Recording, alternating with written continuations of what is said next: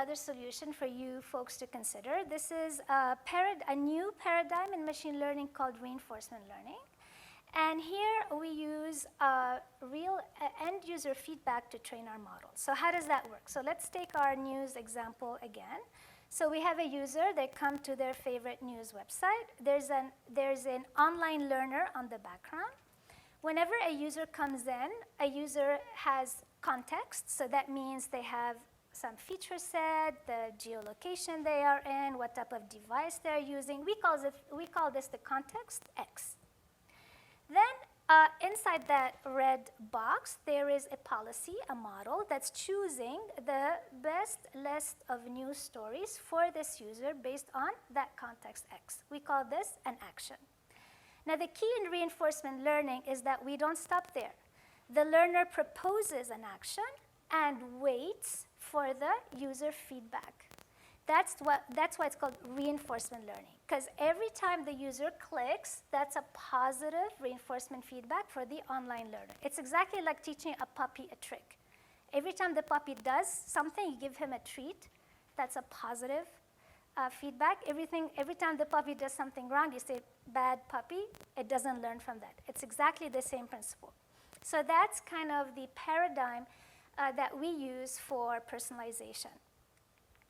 Now, the key in reinforcement learning is a concept called exploration. So for the gentleman that asked about the cats and dogs, and reinforcement, at least in the type of reinforcement learning we do, suppose that you love space. So at some 80% of the time, we're going to choose for you space articles because that's what we learned that you like.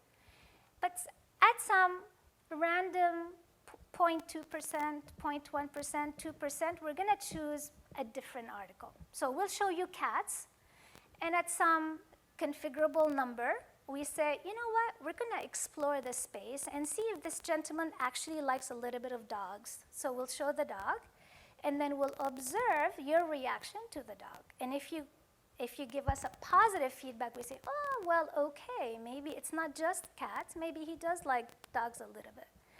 And so this exploration is very, very powerful. And this is not complete random exploration. So it's exploration over the set of your feasible actions. So in the context of news, your editorial comes with 12 lists of stories, trending stories that should be shown on the page. So 80% of the time, we will show the news that we think you like, and 20% we will randomize over this list of 12 articles and propose a different type of article and see if the user reacts positively to it, and that's our positive reinforcement feedback for this algorithm. It turns out that exploration is so powerful because it allows you to now label your data set automatically. You don't need to go and spend money labeling a data set because every positive reinforcement is a label.